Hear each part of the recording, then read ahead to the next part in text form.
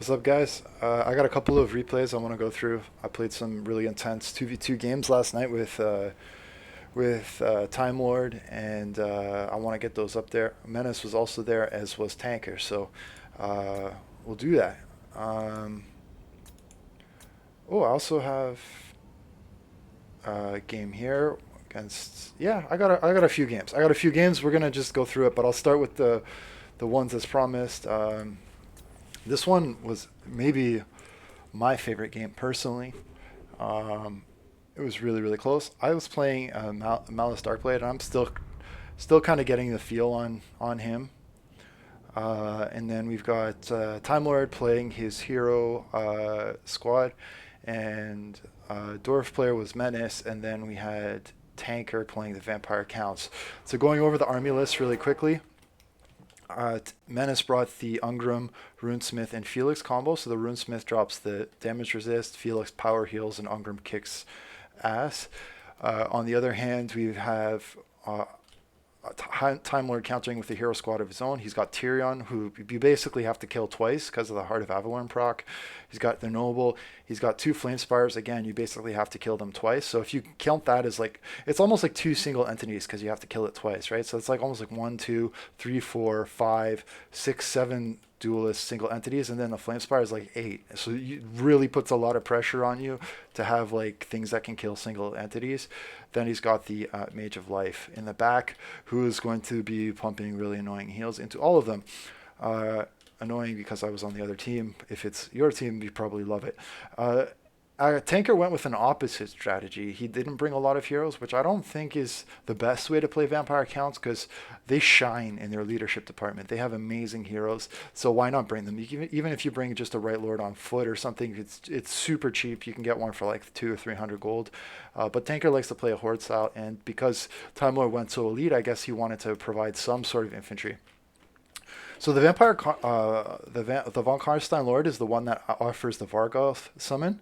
Uh, he also has a bit of anti-air control with that Storm of the Night. So cool stuff in the kit there. The Vargoth summon was designed to be like a disposable unit that could disrupt the Dwarf midlines and cause things to ball up and yada yada. From my list, like I said, I got Malice, I got Master, I've got the Chariots in the back. I've got this is the ROR Chariot, which provides the leadership. Sorry, it provides the poison and the speed debuff. I especially want it for the speed debuff. Two Pharaoh Manticores, and then this was like a surprise pick. I don't normally bring them, but I thought maybe it would catch them off guard if they didn't bring anti-air. So the Raven Heralds, and I was hoping maybe I could snipe some high value targets. Okay, so we'll get into it. No surprises here because we had vampires on the other side. I assumed that we would probably have the shooting advantage with Dwarf, and we did, at least from range, so we knew that they would have to advance. Early shots going in here on the Spearmen. On the other hand, on the flanks, we have the Fell Bats. We're going to be playing some skirmish with my ROR Harpies, the Crones of Cain. So the Crones of Cain will absolutely dominate this matchup. And there's a little bit of cat and mouse going on here. So in the initial engagement, I had the Sorceress of Fire. I wanted the Sorceress of Fire to be shooting in fireballs at this Life Caster because Life Caster doesn't have a lot of armor. It was really important for me to get her off the field. So Tanker was responding with the Fellbats to screen out the Sorceress. So that's why I had the Crones of Cain to screen out the Hellbats because I knew that they could win. But these are faster than the Harpies though, so I couldn't catch the Fellbats, but this unit did get caught out a little bit, and I was able to get in a quick little charge here and drop a few unit models. Not very much. The Sorceress is fast enough, I think, however, to catch the Fellbats. Speed of 105, actually not even. The Fellbats 110. There was some Overwatch fire here coming in from Time Lord with his Lothar and Seaguard and archers in the back, so I had to pull back my Fellbats. Over here we've got the Crows of Cain just regenning. I mean, the nice thing about them is they're not coated in, like, because they do have that regen, they can take a couple arrow shots and get out. Over here, while I was busy microwaving this, Tanker saw an opportunity. He got in the back door and stuck on my Raven Heralds, which was really painful. I probably should have had my Raven Heralds closer to my Harpies. So in hindsight, that was a mistake by me, but nice pickup there by Tanker. He did do some decent damage on them, but I don't think I've lost any unit models left because after all, they are still Fellbats with pretty trashy stats, and I was able to kite them a little bit here. Now the Seaguard, again, they're providing Overwatch here, but I was able to get in the Manticore and the harpies and take out this unit of fellbats.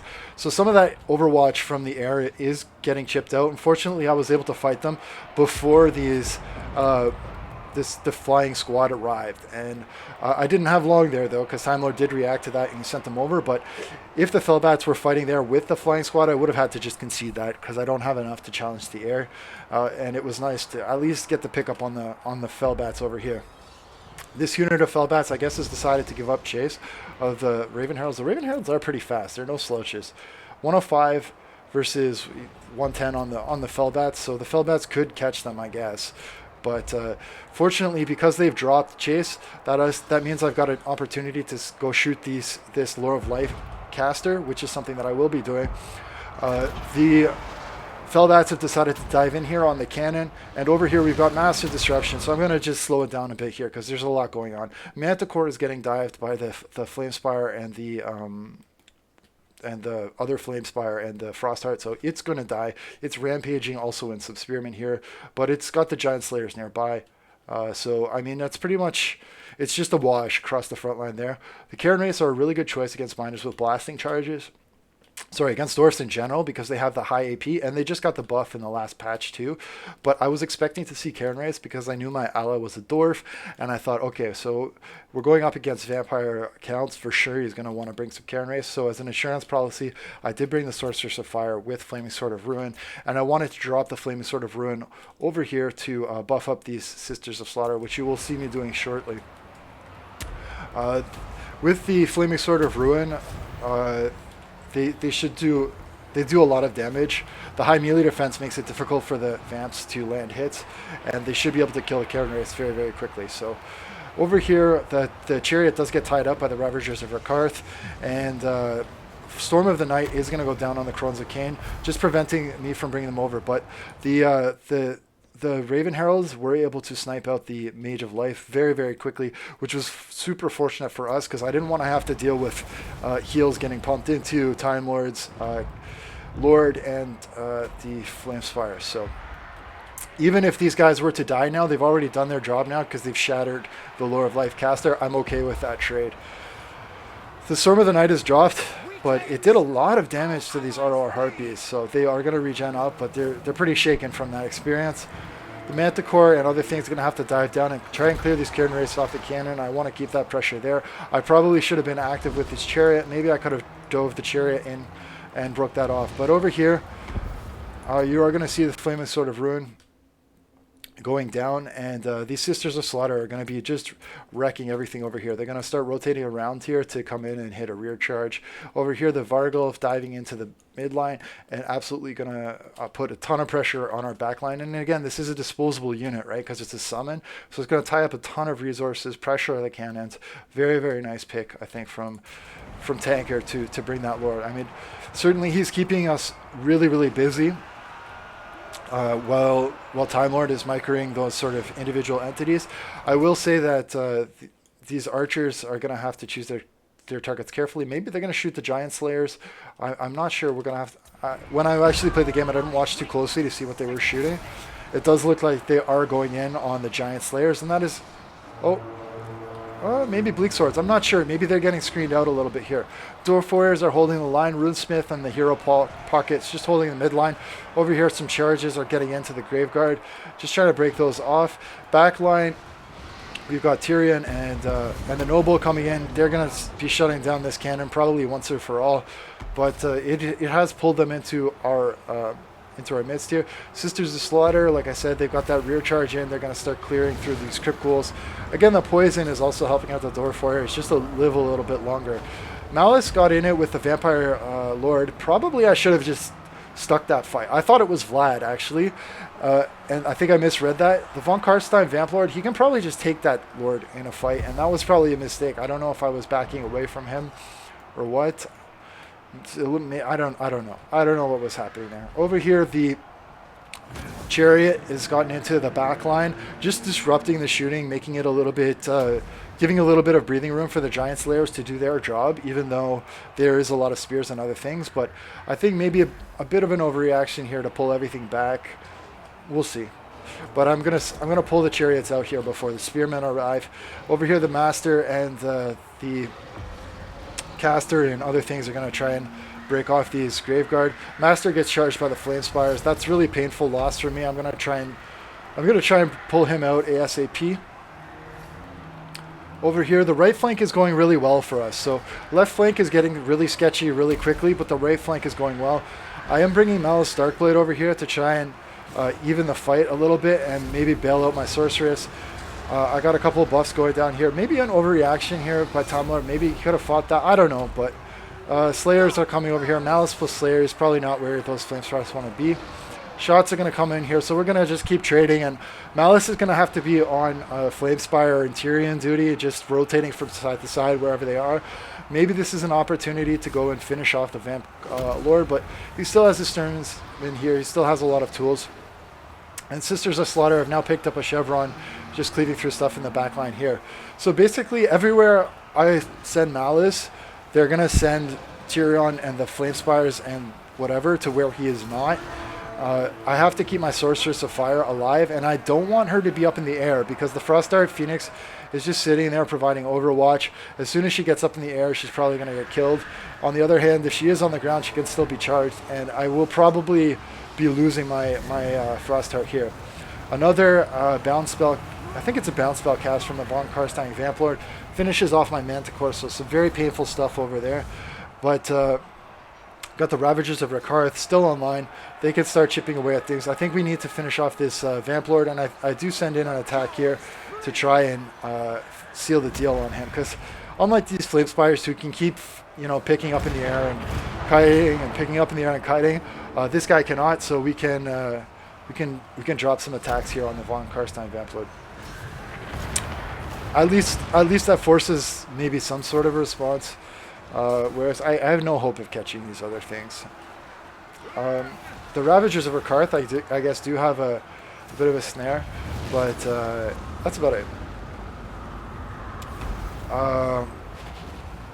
Yeah, Vlad probably can take Malice. I don't know. I haven't tested that, but that wasn't Vlad. That was a Von Karstein Vamp Lord. And yeah, not bringing the Dreadlord with the Raven Heralds is a bit of a gamble because the Raven Heralds become a bit unprotected, right? But I wanted to test out Malice. I'm still experimenting with him. But I think, he's in here. He's here with the Hero Ball. And this is a pretty strong pocket for us anyway. So the periphery is fully in control of the High Elves and so on. But this center is starting to be consolidated. Balanced Bar has gone back and forth. But you can poop all you want on the heroes. It's not going to do very much. They don't really care. The Von Karstein Vamp Lord did escape over here. Malice is going to go in there and I think get in a nice charge. Oh, that's a bait and switch from Tanker here. And I'm going to get actually charged in the side from the Frostheart and from Tyrion. So actually some very nice bait and switch action going on there. And I took a ton of damage with Malice. So big ball going down here. I'm going to have to be considering a little Zarkon action. Malice Darkblade is at 1873. He's at his healing cap. Things are looking pretty dire. Balance bar is pretty much even, and we're pretty much. I mean, actually, we're pulling the balance bar a little bit. Maybe I didn't even need to do that, but I figured that was a pretty all-in engagement. Pop the buffs, and actually look at the balance bar shift. It seems like that ball basically his AoE cast got max value from that ball and shifted the balance bar really far, but it did put us on a clock. Time Lord recognizing that, he wanted to full disengage and basically force Malice to degen out. Probably I didn't even have to pop it in hindsight watching the replay. He does try and cut with a Noble, but this is new on the Dark Elf kit. With the Ravagers of Rakarth, right, you've got this snare of minus 25% speed, which put the Noble down to a speed of 58, which meant that even something on a cold one would be able to catch him. I did have the Master and other things. Tyrion was here, so I didn't want to charge into Tyrion plus a Noble, but we did have the miners with blasting charges, and Tyrion decided to pull out. I don't know why, but that gave us an opportunity to put in some really big damage on the Noble, so that was a fortunate situation for us. Honestly, Tyrion probably could have just turned around and fought that. Well, I guess I do have Malice there, so yeah, no. Time Lord taking the cautious approach. He's going to have to just sacrifice that Noble and peel Tyrion around the side. Over here, we do have the Von Karstein Vamp Lord, but he's pretty isolated. I mean, he's got his zombie summons and all of that. not a big deal. These Flamespires are eating up some Rangers and Bleak Swords and whatever else, and I guess the Sisters. The Terror is going to be a factor there, but honestly, they probably would have been better off just go over here fighting the Master, the Ravagers, and Malice. I mean, these Rangers are not super important. I don't think they don't have AP shooting. They're going to regen up their health anyways, unless you're going to commit to chasing them off the board. I mean, there's only 20 unit models left. This is not a big deal. So the Flamespires and other things are going to dive in here and try and support the Von Karstein Vamplord, but they're going to take a lot of damage from Felix, Ungrim, and Co. Zombies and Lothran Seaguard do have enough chaff, I guess, left to sort of grind out the Dwarf front line, and my front line is done right now. I've got this regrouped unit of Sisters, but they're basically just terror routing every time something comes near them now. Balance bar is still slightly in our favor, but I need to peel Malice back in here ASAP and support that fight. And I had a decision to make with the Master. Do I continue to chase the Noble off the board, or do I bring him back? I'm not sure what the right decision was, even watching the replay. I don't know. I wanted him off the board, though, so in the end, I guess I decided to just chase. Over here, we've got a rear charge coming in on these Lothran Seaguard. Stand your ground's been popped by Tyrion, so they are going to fight to the very last there, getting max of their leadership. Ravagers of Rakarth are going to take some charges here from the Frost Art here. But again, a big AoE cast from Malice is going to go down and shift the balance bar again. So he is dying, but he is synergizing decently well with the Dwarfs and providing max value. I think he's already paid for himself, even if he does die, which he will. But yeah, I'm okay with his performance. Noble's finally been chased off by the Master, so the Master's got to go a long way to get back to the fight. Von Karstein Vamplord is very low, on the other hand. A charge from the Chariot's going to just chip a little bit more damage away from his HP pool, and it's going to go really... it's a bit of a game of cat and mouse here, with the Ravagers of Rakarth running like hell from the Flamespires and still trying to get in tags on this Von Karstein Vamplord wherever they can. And Ungrim's there, and also the speed debuff is making it a little bit harder for Tyrion and the Flamespire to just get in those cycle charges. So even though the Ravagers of Rakarth is very low, it's still playing a very important role, I think, on the battlefield by making it harder to kite the Dwarf heroes, specifically Ungrim and Co. Now Felix does get isolated a little bit here, so maybe you want to, if you do bring Felix, you might want to put him on guard mode, because Felix absolutely needs to be close to the Ungrim and the Runesmith. If he gets split up like he did there, I mean, he can be savagely attacked, and certainly Time Lord made him pay for that. So that was a really good pickup from Time Lord, because now Ungrim and the Runesmith no longer have access to heals. The Master is going to come in here, and I don't really want to fight Tyrion. I tried to get in a charge, and I wanted to see if I could kite him, but it looks like he got snared a little bit there. Maybe the charge animation, I don't know what happened, but he did get tagged in the back, which is unfortunate. In hindsight, I probably would have been better off just maybe going straight in with the charge, acknowledging that he's going to die, but I don't know. We'll see. Time Lord did get bogged down in some Bleak Spears, and I'm going to just try and cycle the Noble around, but Terror is still a factor for the Noble. He is going to get routed, and the Flamespire, if it chooses to, can just chase him off the map. Tyrion's disengaged from the Bleak Swords, who have been receiving a little bit of support from the Dwarves. They're going to cut up the last units of zombies, and now balance bar is slightly in our favor, but this Noble is probably going to get punked over here, and there's not a whole lot I can do about it. I'm going to try and dodge out these Tyrion again and the Flamespire, but like, I'm very vulnerable to just being terror routed with the leadership so low. Fortunately, I am able to slip through the gap there and break them. I put in a charge as well. The charge increases leadership, so he was able to stick there. And he's going to cycle around again. We're playing cat and mouse here around the Dwarf Hero Ball. It's a very tight game of cat and mouse. Sisters of Slaughter, don't forget, they do apply poison, so if they do get in some poison attacks, the poison makes it harder for the Flamespire to escape. He does have Well, it looks like they're not landing attacks because he still has a speed of 120, which is absolutely insanely fast. Balance bar very, very heavily in our favor at this point. But you have to remember that Tyrion and the Flamespire have a chance of... Well, Tyrion will get his healing. And the Flamespire, it's a chance. But with Time Lord, it's not really a chance. It always happens. So we're going to see that probably going down soon. Ungrim and the Noble, again, just playing cat and mouse. I'm trying to keep my Noble alive desperately. And these Dwarves are trying to keep up, but they're slow. Even with their charge animations and whatever, they're not landing hits, and ultimately the terror just scares him away. I don't know if Tyrion even, maybe he did land a hit, maybe not, but even with this micro, there wasn't much I could do there. Balance bar wildly in our favor right now. Tyrion and the Flamespire are very, very low, but the game is not over. So Master dies, and now we have to start worrying about cycle charging because it is Dwarfs, and we've lost the mobility advantage with the Master off the field. Timeline is going to be able to tear out these sisters without much of a problem.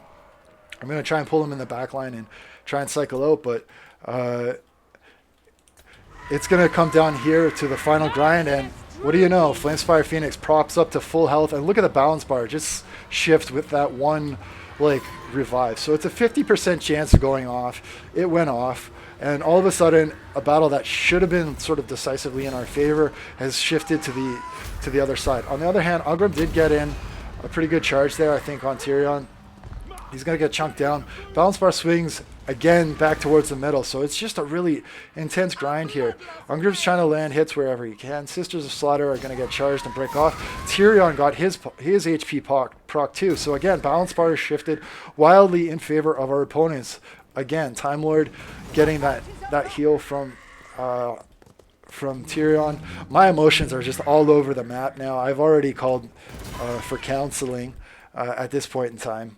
And I'm like, oh no, we've lost this game. And after thinking that we've won it, and it was too much for my nurse to handle. Flamespire Phoenix is going to get chunked down by Mr. Ungrim, but Cycle Charge is coming in here. Tyrion's still high, and I think it'll just come down to our boss buff's going to be popped. When are they going to be popped? And do the Dwarves have the mass to kind of deal with the Cycle Charging?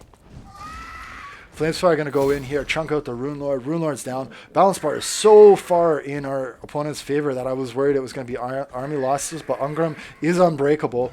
Had he not been unbreakable, it probably would have been army losses right there. But he's unbreakable. He's going to fight to the end. Gets in a charge on the Flamespire. Flamespire's healing cap. No more shenanigans out of the Flamespire. If it gets hit one more time, it's out of the fight. Ungrim stands up, does his whirling fancy axe. I think he whiffs completely. Flamespire smashes him in the face again. Tyrion gets in a charge. But finally, Ungrim chops down the bird. And now it's just a fight to the finish between Ungrim and Tyrion. Balance bar wildly in favor of Tyrion.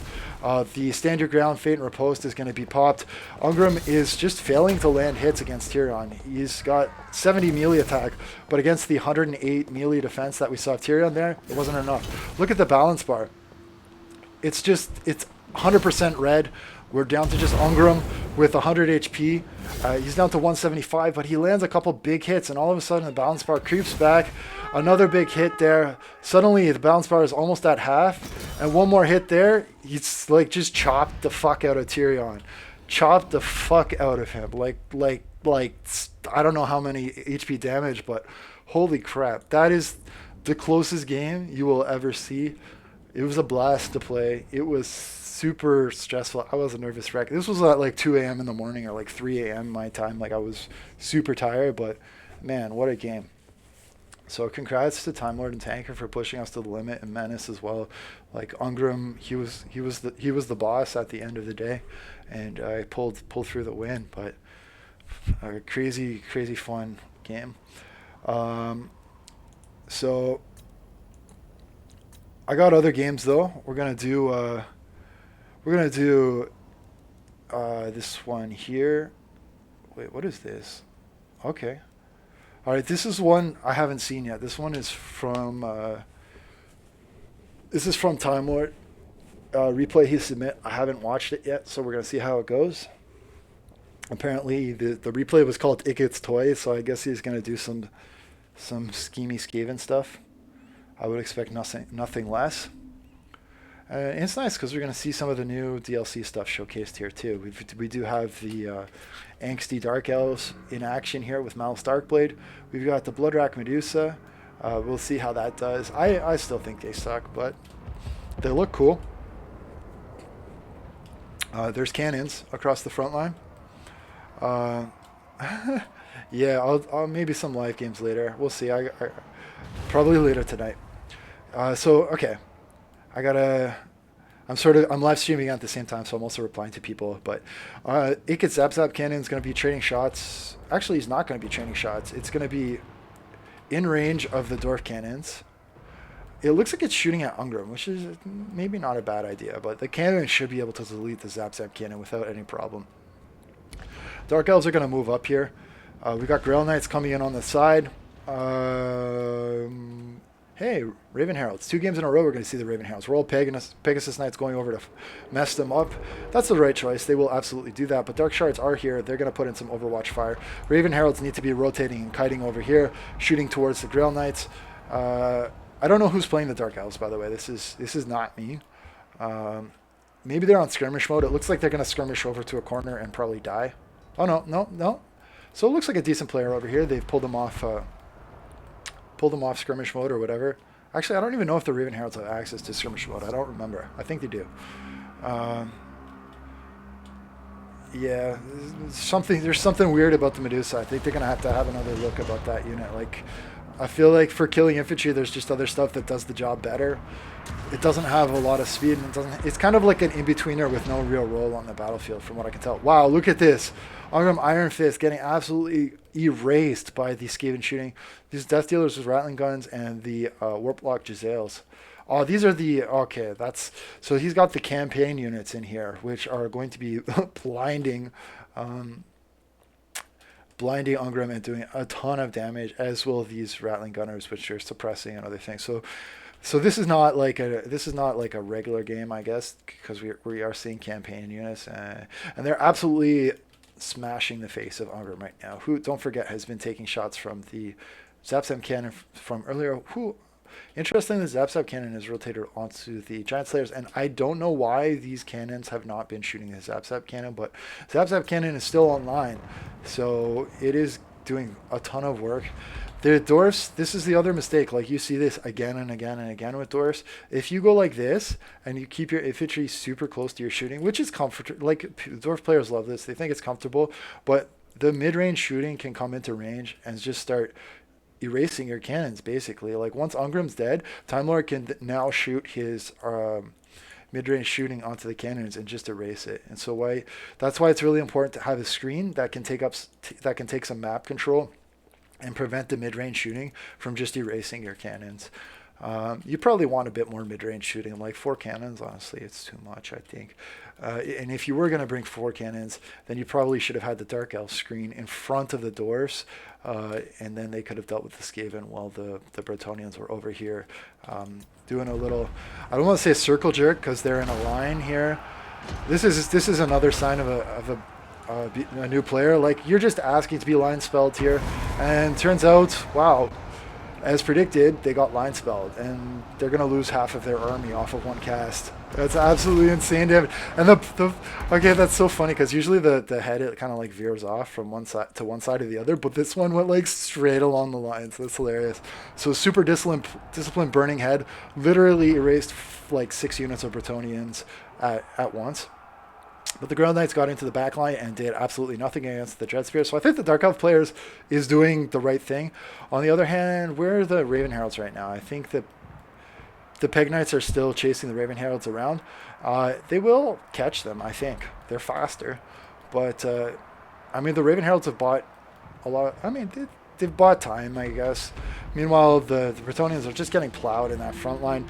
Balance bar is going in favor of Skaven and Bretonnia, though, because I think that shooting is just punishing the crap out of the Dwarves. Like, it is going well for the Dark Elves versus Bretonnia, but on the other hand, it is going disastrously badly for the Dwarfs over here. Like, Time Lord is just running over this Dwarf player like it's no tomorrow. We've got some fiery doom. This is a campaign version of the Wolf Fire Throwers too. So they're going to do even more damage. They're going to melt the hell out of all of that. So I guess I get why this game is called It Gets Toys now. It's because the unit caps were off and Time Lord got to play around with the new ROR units. By the way, where is Ikit? What's he doing? He's just running stuff over, I guess, with his Dune Flayers and supporting them. He ran Ikit on foot. Yeah, these guys are just melting stuff. 39 kills, but those are Dwarf kills, so painful. And now it's going to get a lot harder for the... oh my god, for the Dark Elves. Look at these shots going right across the line on the Dark Elves. Nice pick up there by Time Lord to notice that he could get that broadside shot. Over here, the Bretonnians, I mean, they did lose their front line, but the Trebs are still active. It looks like the Dark Elves had a brain seizure and didn't push into the Trebs, but they've recovered from the brain seizure, so there is hope if you do suffer a brain seizure. These ones need to be rotating over here, taking those Trebs offline ASAP. These Dark Shards, honestly, they probably just need to pull out and wait until the front line can rotate over and start pushing into the back line over here. But Dwarves are no longer a factor. We do have the Raven Heralds. They've regrouped. They could... So the Raven Heralds could have gone back here and maybe sniped, or at least, you know, being like a glue unit, preventing these units from pushing up. But instead they flew right into some Rattling Gunners and Giselles and all of that, and they got erased immediately, as one would expect. The Ikit Chan, as Time Lord likes to call him. I don't even know what a Chan is, but I just call him Chan to make Time Lord happy. He drops a lightning bolt from the sky. Dwarves are dead. Nobody cares. I'm going to fast forward over here. I think we see how this is going. And I got other replays I want to get onto. And yeah, so Bretonnians are going to regroup. They're going to bring all of their chaff up here and chaff it up. What do we have here? We just have a regular Lord. So this was a bit of a bluff, I guess. People, this guy, I guess maybe he just likes the red colors for Bretonnia. He's like, yeah, we're going to look tough. But he didn't bring Henri, and he didn't bring Lioness or whatever. Rear charge going in here, though. That was nice. He is microing his cav pretty well. I don't know what happened to those flyers. Where are the Peg Knights? What are they doing? They're just... I guess they're chasing off a unit of already shattered Raven Heralds in the back corner. I don't know. Who am I to judge? But yeah, balance bar is really gone. I might just dip this one out. I think we've seen that Time Lord has the ability to steamroll a Dwarf player with ROR units, not even with campaign units. So there you go. Congrats, Time Lord, you smashed face. What else we got here? We got another 2v2 between myself and Menace versus Time Lord and Tanker. So you saw that first game, which was absolutely mental. Actually, that was the second of 3 matches I played versus Time Lord and Tanker. The first match we just got rolled, and I didn't think it would be fun to watch for anyone. I don't mind showing a game where I lose, but I do like to consider the audience entertainment, and that one was not a great one to watch. But this one was. Here's the other exciting game versus Tanker and Time Lord. So Time Lord playing his sneaky... Oh, wait, no. Time Lord is... Oh, I got thrown off. Time Lord's not High Elves. Time Lord's Tomb King. Tanker's Tomb King. And I'm playing Greenskins. And Menace is playing sort of a kitey High Elf build. So what you're going to see featured heavily in this matchup, and the reason why this particular match might be interesting, is because Time Lord has gone really heavy in with the Sepulchral Stalkers. They got a buff in the last patch, and they're very, very, very strong. They win against almost everything. We've got the Necro Knights in the back, who are also very strong. Tomb King has been on the receiving end of a lot of buffs in this past patch. This guy also got a buff, Grand Hierophant Ketep. So yeah, a lot of newly buffed toys are being experimented with. For myself, I have just 2 Goblin Big Bosses to really contest all of that high tier cav. I did bring the Arachnarok Queen to deal with skirmishers and provide some snares. I also brought the Doom Diver the rock lobber just as a pressure release, and in case they didn't bring sort of any artillery, I just sort of assumed I would charge into them. I wanted to keep them honest with that, and see how it would go. But the Bone Giant is going to pressure out this Ragnarok Queen. I sent the Ragnarok Queen over here to provide a disposable snare for some of this this cavalry from Tanker, who was giving problems to Menace's skirmishers. So the skirmishers, Shadow Warriors, and other things are getting screened out basically by Skeleton Horsemen. There was nothing, there was no units of like Dragon Princes or anything that could have just responded. There were some Seaguard, but honestly they're kind of subpar combatants. They're nothing you really have to be scared about. Storm Riders, they have a kite and fight ability, I believe. So they probably could have just kited this. The Necro Knights do have the mass and whatever to go fight them, but Tanker's on top of his micro. He's going to get Cetra going to where Cetra needs to go. I'm trying to pull the Ragnarok basically out of range of the Bone Giant because I really need that Ragnarok to be alive until the late game in the fight. The Hammer of Gork has been remanned because the Bone Giant is now shooting in at the Ragnarok, so I knew I could get in some shots over here. I am going to shoot some Skellies with Goblin Archers, and if you look over here, I'm trying to set up a sort of a concave firing arc. I've got 2 units of Goblin Archers on either side. I've got the middle position braced by a unit of Skulkers for snares. I've got the Goblin Big Bosses to deal with stuff like this, like a Skelly Horseman that can push through and just try and take out the Goblobber, and I've got the Force Goblin Spider Riders for the poison and again to snare in a pinch.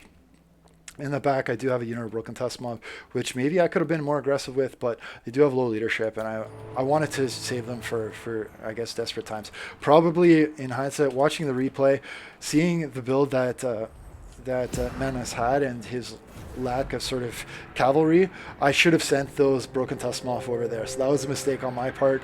I thought the Ragnarok with their summons would be enough. It was not. I did send over my Night Goblin War Boss, though, to try and chase Cetra. He does have the Tormentor Sword, so if he did catch Cetra or like got close to Cetra, he could drop that snare and prevent Cetra from kiting on that chariot. That was my hope. Lothar and Seaguard are regrouped here. They can shoot, but trading shots with Skeleton Archers is not really what they want to be doing. They want to be using, I mean, if they are going to do it, they need to be using their max range. Over here, Skelly Horsemen are going to get in, and I guess they can break the Trolls. I don't know. They're pretty weak, but the Broken Tusk Mob are here. They're going to smash them up. I do have the Goblin Big Boss, and my artillery is still online. I don't know what it's shooting at. Grand Hierophant Katep is sitting pretty in the back line. He's going to be smashing in some shots. He's already broken off some Goblin Archers, but I don't care. They're just Goblin Archers. Now, I think Menace was getting pinched a little bit here in this corner. If we look at where the Tomb Kings are, there's an infantry pocket here, and then Tanker's got his interrupts and screens over here. And like if you got a kite army, right, which he mostly does, he's got Shadow Warriors and Reavers. He's not giving himself a lot of space to work with. Like this is the edge of the map.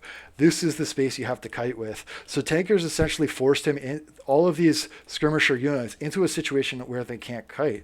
You've got 1, 2, 3, 4, 5, 6 units of skirmishers that are right pushed up against the edge of the map. That's a win for Tanker. If I am Menace, what I would be doing, taking my units off of skirmish mode, rotating them around here. Granted, Tanker does have a lot of tools to make it difficult for him to disengage. He's got the Carrion, he's got the Necro Knights, he's got the Skelly Horsemen, he's got more Skelly Horsemen, he's got Cetra. So he does have a lot of tools to basically make it difficult for them to disengage, but I think you just have to force path them out, basically cut your losses. The Carrion are going to be there, but you do have the speed to kite everything else. So just my thoughts on that. Over here, I did catch the Noble basically out of position in this back line, and I was about to mulch him up with a Broken Tusk Mob and the Goblin Big Boss. I do have the speed to catch the Noble, but Time Lord, recognizing this, summons the emergency Ushapti, and they just come out of nowhere and ball up my guys, and I couldn't path through them, and I was super bummed about that because I was like, man, I was going to take one of these annoying individual entities off the field, couldn't do it. Goblin Archers are going to shoot in on on these Necro Knights. There's like a really strong pocket of Necro Knights right here in this middle. That 3 units of Necro Knights, I don't have anything that can kill that, and they can just push up the middle and basically go to wherever they want. Nothing I can do about that. The best I can do is put the Goblin Archers on the sides, hope to shoot in at them with the catapult, and then just hold out as long as I can. Basically, I'm going to have to concede the mid if he does push there. But what he does leave exposed if he pushes the mid is Grand Hierophant Ketep. So what I'm going to have to try and do is basically sneak my way over there and take him out. The Bone Giant should probably be standing next to Grand Hierophant Ketep at all times. Probably he should have been on guard mode, standing right there. Instead, he's taking shots at the Arachnarok. Granted, that is a great target for him to shoot at. I don't blame him for doing that, but maybe Ketep could have slid over there. I probably also should have been pulling the Arachnarok even farther back.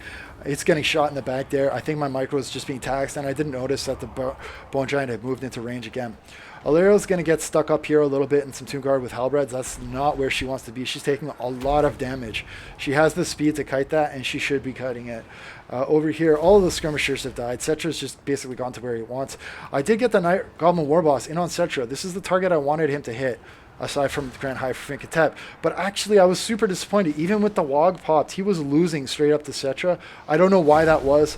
Fortunately, Menace bailed me out with some emergency heals there because his leadership did get really low, and ultimately I had to concede that fight. So I was bummed. I thought, Night Goblin Warboss, he does have anti-large, he does have poison, he is supposed to be kind of a duelist against a character on a chariot. I thought maybe he could win that, but he did not. On the other hand, I did catch Time Lord a bit overextending here with those Necro Knights, and the nasty Skulkers dropping smoke bombs and stuff on these Skulkers. It clears just enough space for me to get in here and get Grand Hierophant Ketep with the Goblin Big Boss and the Broken Tusk Mob, and I was super happy to take him off the field. Balance bar, it looks like it's really heavily in favor of the Tomb Kings, but taking the leadership off the field, I thought maybe would offer us at least an opportunity to potentially get back in the game. With these guys pulling back, it allowed me the chance to basically reform my my infantry line. The trolls and other things are going to get in on these Sepulchral Stalkers, and the Bone Giant has basically been pulled back for emergency circumstances to try and support this backline fight, which frees up my Ragnarok and yada yada. But over here, the Noble is going to get tied up in a whole bunch of Sepulchral Stalkers or Necro Knights or whatever they are. They all look the same to me. Just armored snake things, and they kind of, honestly, their role on the battlefield seems really similar to me. I guess there is a difference, and I should respect that. So these guys are AP with poison, the Necro Knights, and what are the Sepulchral Stalkers? These are the AP with anti-large and long range. I don't know, they're just good in general. They mash stuff. Arachnarok's going to come over here and try and help out Alariel. I do have the Spider Hatchlings, which I wanted just to tie up the Necro Knights. They were kind of a throwaway unit for me. Bait and switch going on here. I think I have about 2 summons left in the tank for the Arachnarok Spider. Balance bar is shifting back towards the middle, so we are clawing our way back in the game tooth and nail. I do have the Hammer of Gork back online, which is fortunate for us. And these Necro Knights are fighting spears, which is not what they really want to be fighting. It's not the best, but there's the Tomb Prince still alive here, and he can probably, honestly, just with that, kill everything back here. There's not much I can do about it. I do have Black Orcs. There was nothing really solid for me to hit with the Black Orcs, so they're just kind of standing around scratching their dicks right now. I probably should have blitzed them over here. So that was a micro mistake by myself. We really needed their combat going and doing something, I think. Just pressuring tankers, infantry. So yeah, definitely a mistake there. Over here, the Goblin Big Boss, I tried to get him in on this Necrotech and finish him off. He was wavering and very close to crumbling. The Necrotech is a very important piece to the army that Time Lord brought because it can pump heals into either the Sepulchral Stalkers, which do qualify as constructs, or the Bone Giants, wherever that is needed. But my attention was largely focused on microing over here, trying to basically deal with the screens from Tanker and also Cetra on the Chariot, who was still causing a lot of problems. But he is really low here. Alariel and the Noble, they need to be really far away from this infantry blob. They are really just having problems disengaging, I guess.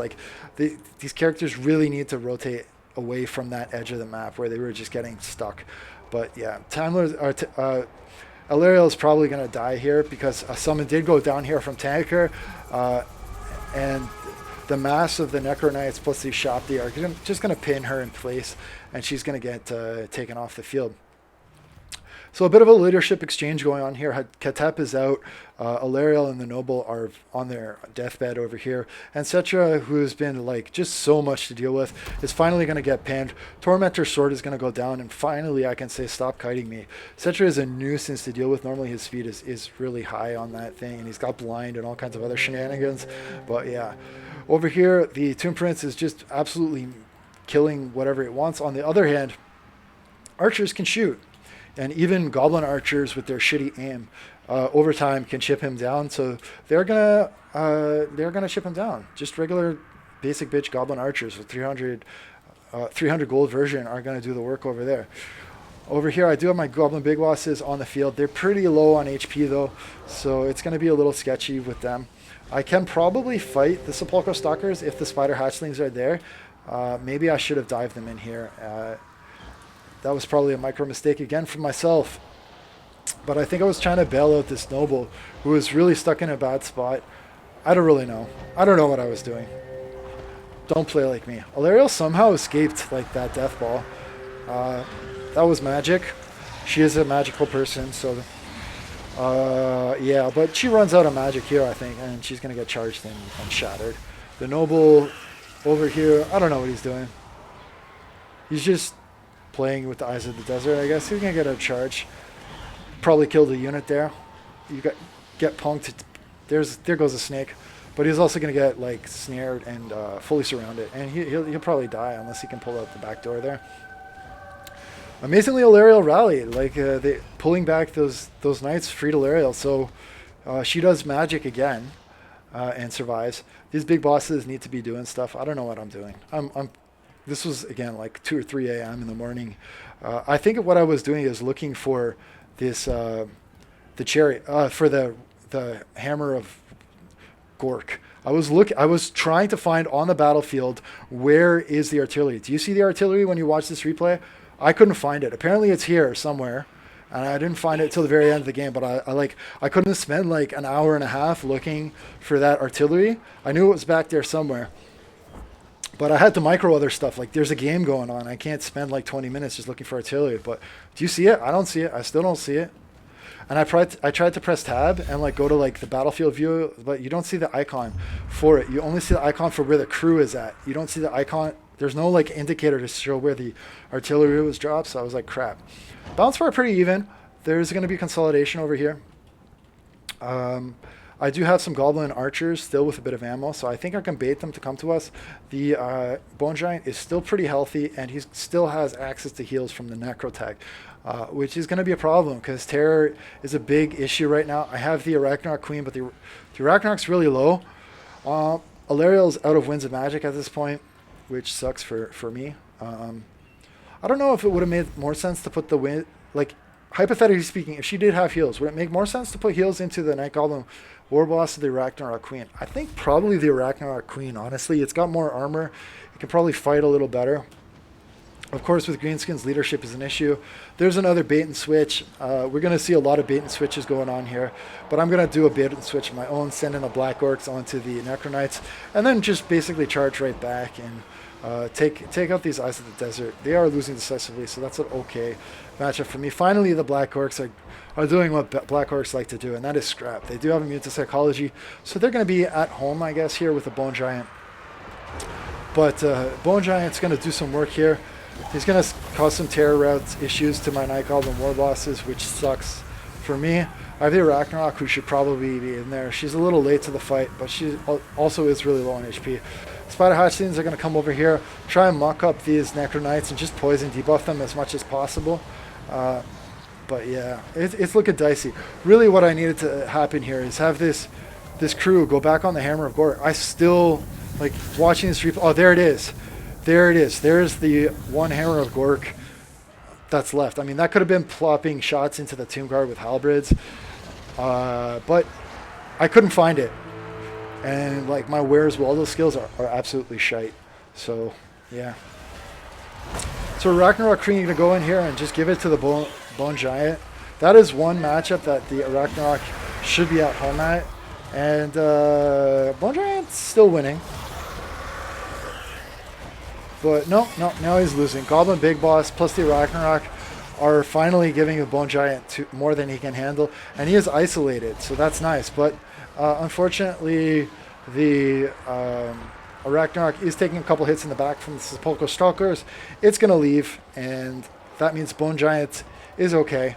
I literally didn't know what to do with this artillery crew. I just sent them up. I just gave up because I couldn't find that catapult, even though I knew it was still alive. And I was just like, okay, well, Black Orcs or die. Hopefully they can just pull it out and grind some stuff down. I mean, they're killing stuff. 96 kills. They should beat the snot out of the Tomb King infantry. They should be able to deal with the Necrotype. But what they can't deal with, I think, is that Bone Giant, just slapping them in the face again and again. There are still Tomb Guard with Halberds. So yeah, I have a Goblin Big Boss who can provide a little bit of leadership to these guys. But I saw this unit of Scouts and Spearmen crumbling. I thought, okay, maybe the Goblin Big Boss could just make them crumble out of existence. Didn't work the way I had hoped. Instead, he got bogged down. Bone Giant came over, terror routed him basically, which meant that I lost my leadership. Black Orcs are going to take off eventually. And Balance Fire is already pretty much gone, so I think we can see which way this is going here. They're gonna do one last scrap here. I tried to bring the Goblin Big Boss back, but he just terrorized instantly, and that's the game. So another super close game. It was cool to see the Tomb Kings. I think they are a lot more effective after this last patch than they used to be. So we'll see how that goes. As the meta continues to evolve. I do think they're still vulnerable to leadership sniping. And you saw in this game, even with Greenskins, who don't have the best leadership snipers, both Cetra and Hyphen Kateb did die. I will say that probably I would have been better off cutting the Night Goblin War Boss and the Trolls and just bringing Azhag on Flying Mount with Spirit Leech, because again, Spirit Leech is something that the Tomb King leadership has no answers for. You can just fly over their lords, Spirit Leech them, and eventually they're gonna die. You can kite on that chariot all you want, but eventually Spirit Leech will get you. So yeah, that was pretty fun. Do I have anything else worth showing? I don't think I have anything else. So I'm gonna give it a break there, and maybe I'll do some more games later tonight. We'll see. But thanks for watching, and I'll see you around. I hope you enjoyed those games. I fucking love them. Ciao.